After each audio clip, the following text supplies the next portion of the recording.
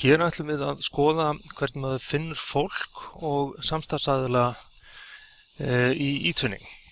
Og við byrjum á því að fara inn á þessa slóð hér, eTwinning.net, og skrá okkur inn með okkar aðgangsorðum. Þetta er eTwinning Live, sem er þetta eiginlega skólasamfélag eTwinning, þessi samfélagsvefur með 100.000 kennara þar sem að þeir geta komist í samband við hver við annan, stofna verkefni saman, skrá sig á frí netnámskeið og fleira. Nú það sem við ætlum að gera hérna inni er þrennt. Það er að finna kennara sem þú þekkir, finna ákveðin flokk kennara og svo setja inn auglýsingu verkefni inn á tölvutorg eða partnerforum. Nú við ætlum að byrja á því að finna kennara sem þú þekkir. Hvað ef þú ert í sambandi við kennara, þú veist að hann er skráður í eTwinning, en þið eruð ekki í sambandi hérna inni á svæðinu ennþá. Nú, það sem maður gerir er að maður fer hér undir People og ég ætla að leita hér að kollega mínum Claire Morvan. Smelli á Search og kemur hún hér upp og ég get skoðað hana hérna nánar, hennar prófíl eða hennar síðu og það sem eru meiri upplýsingar hana. Og við eins og segja höfum verið í sambandi áður og þekkjumst en viljum vera með tengsl hérna inn á eTwinning-svæðinu til þess að við getum stofnað verkefni til dæmis. Þá sendum við vinabeiðni eða contact request og þá kemur hér tilkynning að tilkynningin hafi verið send og við smellum á OK.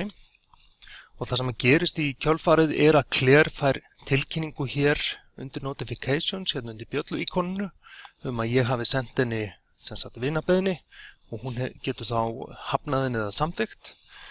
Nú samþykkjum beiðnina, þá birtist hún í mínum vinalista. Við smellum hér aftur á People, þá sjáum við að stendur hér My Contacts og þetta er þá fólk sem ég er í sambandi við hérna inn á svæðinu og hún myndi þá birtast í þessum lista þegar hún hefur samþykkt beiðnina. Nú, þá ætlum við að skoða hérna hvernig maður finnur ákveðin flokk kennara. Segjum sem svo að þú sést leikskólakennari, þig langar að vinna með einhverjum öðrum en þú ert ekki hérna með einn ákveðin í huga. Hvernig snýrðu þér í því?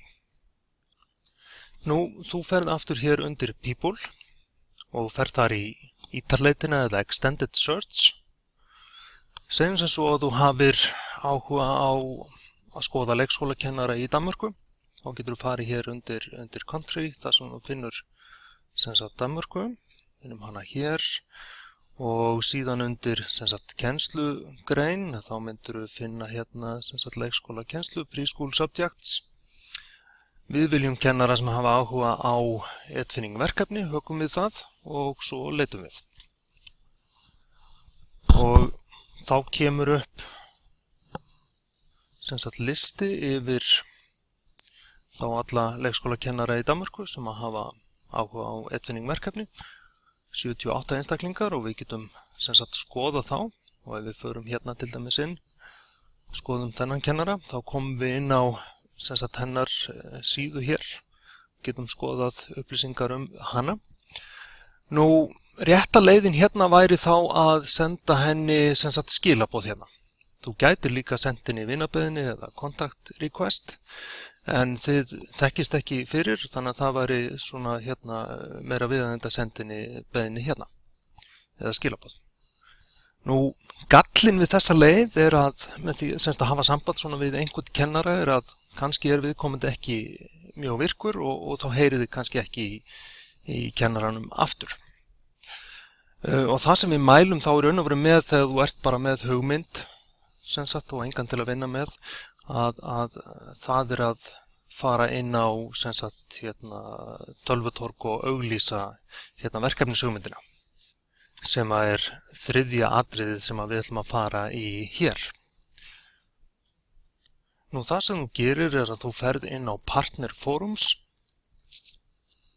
Það eru nokkra tegundir af tölvutorgum, að þú væri þessi leikskólakennari þá færir inn á torgið fyrir yngsta aldurshópinn Nú hér getur þú bæði skoðað auglýsingar frá öðrum og svarað þeim eða sett inn þína eigin auglýsingu.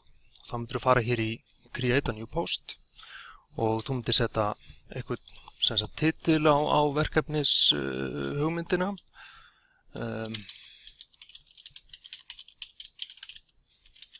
Til dæmis Preschool Project with Iceland. Hér myndir þú svo setja stutta lýsingu á einhverju Evrópumáli sem að fólk geti skilið, eins og ensku til dæmis. Það skynsamlegt að setja tags eða lykilorð því að fólk getur notað þau til að fletta upp auglýsingum. Segjum sem svo að þú væri með að hefur áhuga útikennslu. Getum við sett Outdoor Education hérna til dæmis.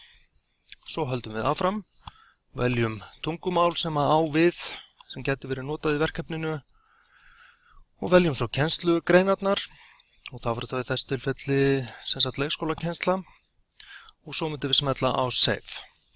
Og það sem myndi gerast á í kjölfarið að auglýsingin myndi birtast hér efst í tölvutorkinu. Nú ég smelti ekki á Save þar sem að ég hérna inn á raunverulega svæðinu. En hún myndi koma þarna inn. Nú, kosturinn við þessa aðferð að þarna heyriði í fólki sem hefur áhuga á að vinna með ykkur. Fólki sem að leita að einhvern til þess að vinna verkefni. Og þið getur svo valið úr þessum hópi áhuga samra eitthvað til þess að vinna með. En þarna þurfið þið náttúrulega vera tilbúin til þess að aðlaga hugmyndina að þeim sem þið ætlaði að vinna með því að þetta náttúrulega alltaf samspil. Nú þetta voru þessar 3 helstu leiðir til þess að finna fólk inn á Edfinning Live. Gangi ykkur vel!